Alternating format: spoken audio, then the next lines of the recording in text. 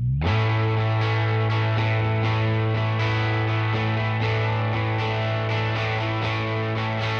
leading into my next question, but before I say it, I got to tell you, there are so many great lines in that book.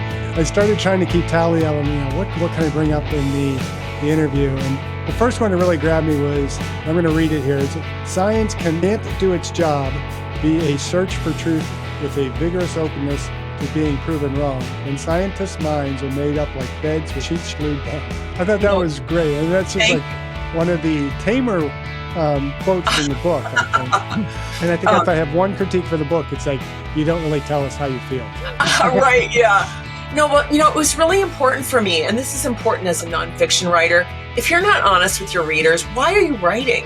And so I expose everything when I'm stupid, when I've had some belief that wasn't appropriately skeptical, or when I was wrong.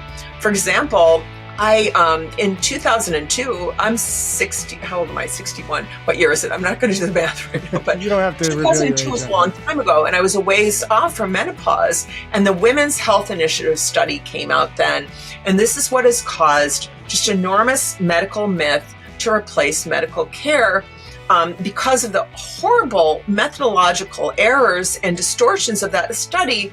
And so women like me, I thought, oh my God, I heard about it cursorily because it wasn't my thing then.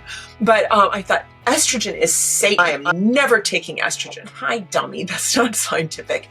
And what happened was I had that belief going into this book, and I started to read, because you must read the science. And I thought like, oh, we were wrong. And what happened with the Women's Health Initiative study that is so terrible, the dishonesty of these scientists, it's egregious. They announced, when they first announced this, they said that estrogen caused all these breast cancer, Alzheimer's disease, all these horrible things that they had found, in the patients in their study. And what they said was, in healthy menopausal women, well, that was a lie, because the women in their test, they were like in their 70s, I think it was up to age 79. What we've learned since then is that it's a critical window to take estrogen after menopause, and it's right after menopause. And if you're a healthy, just menopausal woman, estrogen at that time is safe, active, but you really have to be healthy. You need to check out your arteries and, metabolic disease to really make sure, and then make an assessment based on your individual health metrics.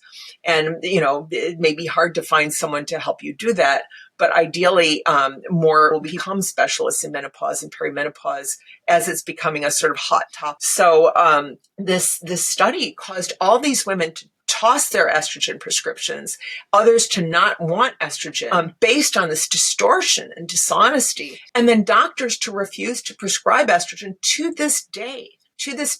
And I have to tell you, it's so disturbing how little evidence is in our medical care. I'm just going through something with my provider. My wonderful gynecologist is gone till August. And so, I'm the rapid metabolizer. I got something done called pharmacogenetics, which will become a thing more and more. Somebody did this for me for free because of the work I do, and it was immeasurably helpful, because what I learned is what we don't know. How well do you metabolize this drug or that? So I'm a rapid metabolizer of steroids, which means I clear the hell out of them. There's a whoosh. So I'm not getting the steroids. If I take this amount, I'm not getting that amount that that woman over there would get, who's just a regular metabolizer. And then I have other issues too. So I'll just tell you, because people don't know this, I eat a carnivore diet, and I am just at my healthiest because of it. It's really important, especially as you age, to really go SWAT team on inflammation, insulin resistance. These are the things that basically cause you to rot and rust and die. Suffer, can't do that. So I ate carnivore, and very strictly, I gave up bacon and pork rinds, just to be as clean as possible, because I had a corneal endothelioma. I know I sound like so what happens when you're eating this way, because of the low insulin, your sex hormone binding globulin skyrockets. Mine is so high. I mean, it could wave to the, it's 236. This is extraordinarily high. really, really high.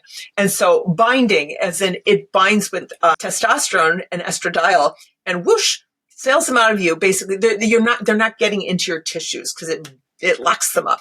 And so this is yet another problem. And then I take modafinil. You can probably tell I have ADHD, a little rambly, a little back and forth. And modafinil, it keeps airline pilots awake, and it's really helpful for my focus. And that tanks your estradiol level like 11 to 18%. So what my tests show is that I basically have almost like very little of the estradiol I take, and it's not treating my symptoms. And also what we've learned in recent years is that estradiol is protective of the cardiovascular system, of the brain, and of the bones. Especially the strongest evidence is for the bones, and then the others, cardiovascular is coming along, and the brain. I see enough evidence that I am concerned about those areas, in terms of getting enough and getting estrogen early enough. Because, for example, with your cardiovascular system, at menopause, if you don't take estrogen, your own body's estrogen declines. There's some left at menopause, and it declines more and more.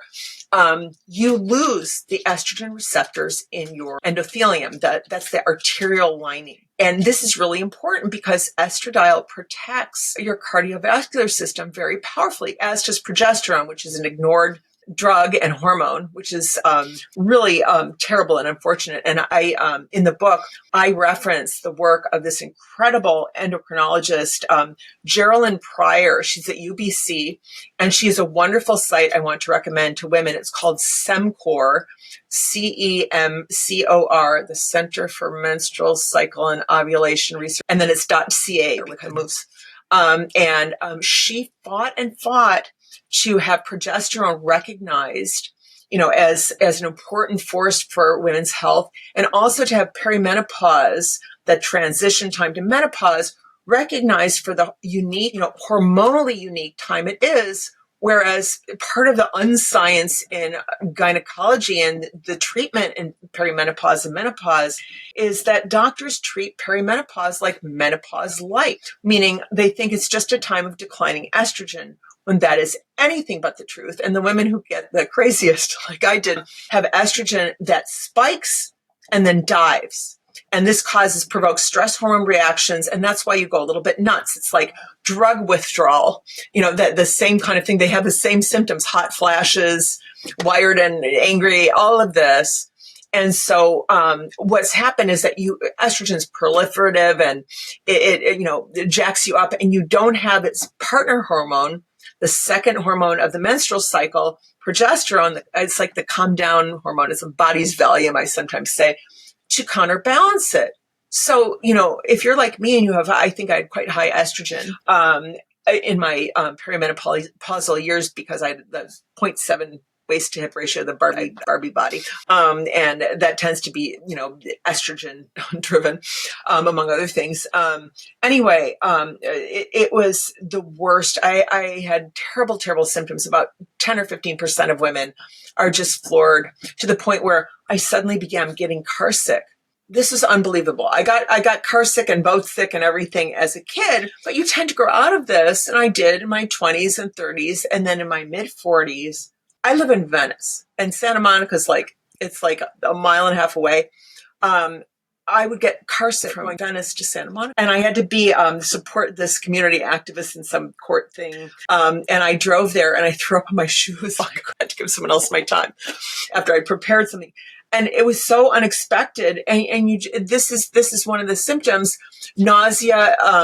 And then I would, if I got really sick, vomited, I would be out for a week with sort of vertigo-like symptoms. It was really terrible. And so in women, the big problem in this area of perimenopause and menopause is that there are all these symptoms that each on its own, is just, oh, that's weird, that happened. But when you put them all together, women start to feel basically mysteriously unwell. There are all these things going wrong with them. It feels like you're falling apart. Like, this is old age. Now I'm just done. I'm 43 or whatever. And just like, okay, pack it in. You're going to suffer the rest of your life, because that's what it feels like if you have a terrible perimenopause.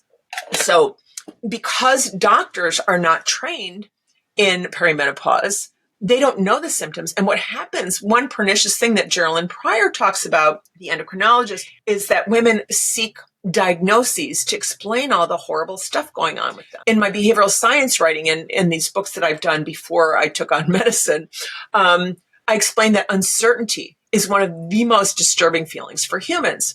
So we would prefer to, put a name on something rather than, it's so disturbing to us to not have any sort of, this is what it is kind of. And so women can get treated for diseases they don't have simply because they're so disturbed not knowing what they have. And that's why it's so pernicious that doctors don't know. Oh, I was mentioning something to head of gynecology. This is so terrible. At the big, Kaiser, I'm dealing with these two doctors who basically, one of them has menopause trainings, it's through the Menopause Society. They basically take an online course. It's not like me poring over thousands and thousands of studies and worried and what's the methodology here? And let me contact the statistician and see, I don't understand this. Like, I'm nuts. And that's, it's a good thing because I turned out this book and I was very, very careful and got fact checked in it. But, you have these people, they know medical ethics. She's the head of gynecology. She told me I should taper estradiol at 60, and I got really afraid she's going to take away my drugs. Okay, this is very old advice. And it was never, the science does not warrant this, number one. And, okay. And she told me, I love this when people say they read the science. Now, I was a little bit because I said to her, just sort of spouting off because I was upset that I had to meet. But I said the truth, which is that doctors are not trained to read the science. They're not trained to evaluate it, and they don't have time to read it. And she said, oh, I read the science. I read the science on this. Well, no, she didn't. And in fact, not only did she not read the science, she didn't just read the easy bulletins from the Menopause Society. This was last week that I had this appointment with her, 2025. In 2022, and these people are late to the dance with a lot of stuff, the Menopause Society. They finally come out and say, oh, look, there's no stopping rule. You don't have to stop. It should be made based on, individuals' health with their doctor, looking at their health metrics and, their needs and values and everything, which is right. This is modern precision medicine. And she's telling me to taper. Well, okay. And I'm really scared because she has power. She's a gatekeeper, like an ignorant gatekeeper. And so, I explained to her, no listening on her part, where she said, I was saying, but you need to take estradiol into your later years because if you stop taking it at 60, you not only lose the protection you have for bones, it's very powerful for your bones. Your bones reverse, the health reverses. And the truth is, when you need estradiol, to still be taking it is when you're 79. That's when we break bones, and we break bones through falling. You're taking two medications. You're clumsy. If you're me, you leave purple garden clogs in the middle of your floor. And, I'm just trying not to have a concussion and die before the book comes out. That would really suck, and so here's this head of gynecology. Oh, and she's in charge of doing the formulary for gynecology for Kaiser. And I thought that the woman who was head before, who I respect, who listened to me and listened to the science and agreed on my individual needs to give me the progesterone and cover it and everything. I thought that she was the boss. So I was writing this letter to say, this woman, she should recuse herself from choosing drugs for the formulary. Now, I don't have a grudge against this woman. She's a strong woman. I would like her if she were my friend or I encountered her at parties. But to have an ignorant gatekeeper, having power over what drugs you're able to take for your health, for symptom relief, this is a horrible, horrible thing. And so I wrote a 5,000-word rebuttal to my appointments with her and this other woman where they said all these things. It's the loosey-goosey, lackadaisical assessment of science, if they even read it. I don't believe that either one of these women has read the science. Andrew Gellman says, you can't expect them. He's a statistician. You can't expect them to read the science in medical school. They're not trained to do that. Gerd Gerenzer, who's big on risk, teaching about risk, he says there's a moral obligation to how to read the science. And that doctors, even if they don't have time to read all of it, they need to be able to look things up and not just willy-nilly say things. So this woman, the second one, she's younger and she's their supposed menopause expert. She tells me I should take testosterone. Okay, well, first of all, I'm not, if she looked at my stats, I'm not technically low in testosterone. What I recognize is that my free testosterone to total testosterone ratio is not what it should be because of the sex hormone binding globulin. But I corrected this in the responsible way. Now, not everybody can do this. This worked for me, and I understand. And DHEA, which is a supplement, and you have to be careful with supplements. I go to Consumer Lab to find out if they have rat hair and arsenic in them. It's a membership site, really worth it. But I use the DHEA, which is a hormone, to correct. This is my guess that I corrected, and I got tested. It was corrected. Correct my testosterone levels at least to a reasonable level. I don't know if they're still, reasonable because eating carnivore does such a number. Before I was just low carb. So this woman says, you should take testosterone. And I said, but it's not safe to take testosterone. Safety data just aren't there. I said, yes, they are. And she said she read the studies. Well, okay, maybe you read them and are unable to critically evaluate them. But we need to look for stuff like, have they tested this for a sufficient amount of time to know what are the effects on the cardiovascular system, on cancer, breast cancer? We don't know. And there's currently no FDA approved testosterone prescription for women. And the safest form for men is the pellet form. And women will sometimes get these from some sketchy compounding person or pharmacy, but only the accredited compounding pharmacies should you ever use. And even then it's, maybe you're not getting, the same kind of drug you do, with everything that's wrong with the FDA, they regulate drug production. Except the ones from India just screwed, so avoid those drugs too. Catherine Eben, who's a colleague of mine, wrote Bottle of Lies, Indian generic drug industry. So I'm rambling a little bit, but this woman saying this, and she said, I have friends that they're fellows in sexual medicine and, well, that's nice. But if they're telling you it's safe, they're wrong too.